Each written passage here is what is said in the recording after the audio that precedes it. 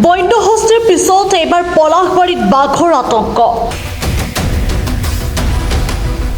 পলাশবাৰী সমষ্টিৰ অন্তৰ্গত হাজৰিকা পাৰত হিংস্ৰ বাঘৰ আতংকত এতিয়া নিদ্ৰা হৰিছে সাধাৰণ জনতাৰ। কিছুদিন ধৰি মহাবাহু ব্ৰহ্মপুত্ৰৰ পাৰতে অৱস্থিত অঞ্চলটোত সন্ত্ৰাস চলাইছে এটা নাহৰ ফুটুকী বাঘে। গঁৰালৰ পৰা হাঁহ ছাগলী গাহৰি আদি লৈ ভক্ষণ কৰিবলৈ লৈছে বাঘটোৱে। সোমাতে ইয়াতে কি মানে দেখা নাপাল আৰু ভালকৈ আচৰি ভাৰ গধূলি যাই মোৰ আৰু হাঁহৰ বাঁহৰ ভিতৰে সোমাইছে। ছাগলী হাঁহে মই একেলগে বান্ধাৰ কাৰণে ছাগলী ধৰবা নোৱাৰিলোঁ, সৰু আছে যে বেছি হেৰিও নহয়। তাৰপিছত ধৰাৰ কাৰণে দুটা হাঁহ মাৰি থৈ গৈছে। আজি আৰু ল'ৰাটোৱে সিহঁতে হেৰি কৰি আছে, এই গৰু গাহৰি দানা দি আছে। সিহঁতে আমাৰ বৰডাকাতে উঠি গৈছে, যাৰ কাৰণে গৰু চৰু একো নাই। গলি ঘৰৰ ভিতৰে সিহঁতে এটা খঙৰ বানি লৈছে, লৈ তাৰে ভিতৰে আছে। মোক আৰু বাবাটো ক'ব লাগিছে, মাই এইটো বাঘ চাইছোন, বেকুৰী না বাঘ চাইছোন সেনেকৈ। পাছত যে সি কাষত যায় এনেকৈ আঙুলি দেখে দিল সিয়াই দেখাতে সিয়াকতো কামেৰ বাখে দি আছে। সি একদম ভয়তে মোৰ কাষলৈকে দাউৰি আহি গৈছে। দেখাত মানে হৰিণা কালাৰ কলা কলা ফুটকা আছে, নাহৰ কুটি কেনেকৈ সিমানতে মই ভালকৈ চিনি নাপাওঁ আৰু এই প্ৰথম দেখা পাইছোঁ, এনেকৈ দেখাও নাই। মহাবাহু ব্ৰহ্মপুত্ৰৰ বাঢ়নি পানীত উটি আহি এই অঞ্চলটোতে সোমাই পৰা বুলি ধাৰণা কৰা বাঘটো লুকাই থাকে নৈ পাৰৰ ঘন জংঘলত। আমি আজিৰ পৰা শুনা পাওঁ বেলেগৰ মুখত যে বাঘ এটা ওলাইছে, কিন্তু কথা হ'ল কি আমি তেনেকৈ মই বেছি গুৰুত্ব দিয়া নাছিলোঁ। কোনোবাই মিছাকৈও ক'ব পাৰে, বাঘ ওলোৱা জেগাই নহয় যিহেতুকে জংঘল নাই। তাৰ উপৰি আজি দুদিনমান আগতে আমাৰ ইয়াতে বৰডাকাৰ গাহৰি পুহিছিলে।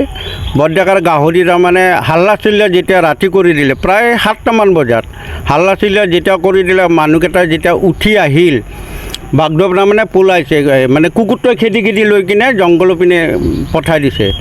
নেক্সট আৰু আজি ৰাতিপুৱা 8টা 8:30মান বজাত এঘৰ মানুহৰ তাৰমানে ওচৰৰ মানুহ ঘৰৰে গাহৰি পুহিছে, ছাগলী গৰু পুহিছে, তেওঁলোকৰ খোৱাৰত মানে সোমাই আছিলে বাঘটো। গোহালি খোৱাৰো আছে একেলগে। তাত মানে সোমাই থকাৰ পিছত যেতিয়া হাল্লা চিল্লা কৰি দিলে তিৰোতাজনী যে বাঘ এইটো বাঘ, তেতিয়া সিহঁতৰে আৰু ল'ৰাটো দৌৰি যাওঁতে ল'ৰাটোৱে বোধহয় কিবা চচা ল'লে বাঘটোক দেখি, বাঘটোৱে তাৰমানে তেওঁক মানে আক্ৰমণ কৰিবৰ কাৰণে আহিছিলে। আৰু এইখিনি কথা মই গম পাই কিনে আমি DFO ছাৰক মানে ফোন কৰিলোঁ, তেখেতে ৰিচিভ নকৰিলে। পিছত হয়তো বেক কল কৰিব তেখেতে, মোৰ এটা বিশ্বাস আছে। খাদ্যৰ সন্ধানত গাতে লাগি থকা হাজৰিকা পাৰাবাসীৰ গড়ালে হাঁহ ছাগলী গাহৰি আদি বিচাৰি আহিলে প্ৰত্যক্ষ কৰে লোকসকলে। এটা তীব্ৰ আতংকত দিন ৰাতি পাৰ কৰিছে সকলোৱে। আনহাতে গাঁওবাসীয়ে পশ্চিম কামৰূপ বন সংমণ্ডলৰ DFA সুবোধ তালুকদাৰক যোগাযোগ কৰিছে যদিও পোৱা নাই কোনো সঁহাৰি। সেইদিনাখন গধূলি 7টা বজাত আমাৰ দেউতাকে চাহ পানী খাই সেনে তাৰমানে ওলাই গ'ল। আমি ল'ৰা দুটাই আৰু ময়ে তাৰমানে এনেই বাগাদি মোবাইল চাই আছোঁ, মই আৰু বাবুহঁতেও কিবা লিখি আছে, এনেকৈ আছে। সিহঁতেতো গাহৰি পোৱালিকেইটাতো বৈদ্য জোৰে আটা বাজছে।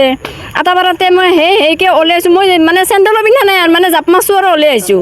আহোঁ যে মানে বস্তু মানে গাহৰিকেইটাই মানে মিয়াককেইটাই মানে খেদি লৈ আহিছে। খেদি লৈ অহাৰ লগে আমাৰ এটা কুকুৰ আছিল, কুকুৰটো তাৰমানে পাছে খেদি আহিছে। খেদি আহোঁতে আমি গোটেইকেইটা আমাৰ ডেকাও আহিলা আৰু আমাৰ ল'ৰা দুটাও মানে এইখনটো মানে ঘেৰাও কৰাওঁতে এই পানী দি যাই সেনে বোলে বস্তুটো বোলে জাপ মাৰছে। জাপ মাৰি সিহঁতে তাৰমানে ৰাতিৰ কথা আন্ধাৰ মুন্ধাৰ তাৰমানে সিহঁতে বস্তুটো ধৰবা নৰি মানে সিহঁতেও গুচি গ'ল আৰু কুকুৰটো কিন্তু খেদি পাছে খেদি লৈ গৈছে। নিউজ ডেস্ক ৰিপৰ্ট, প্ৰাতঃ টাইম ডিজিটেল। শদিয়াৰ পৰা ধুবুৰীলৈ, বৰাকৰ পৰা ব্ৰহ্মপুত্ৰলৈ সকলোৰে মাজত চিনাকি এটা নাম প্ৰাতঃ টাইম। থলুৱা ভাষা, কৃষ্টি আৰু সত্য বাতৰিৰ আধাৰত প্ৰতিষ্ঠিত খবৰ প্ৰাতঃ টাইমৰ প্ৰতিটো বা বাতৰি পুংখানুপুংখভাৱে চাবলৈ Facebook, YouTube, website, Twitter, Instagram আৰু ব্লগাৰ পেজত লাইক আৰু ফ'ল' কৰক।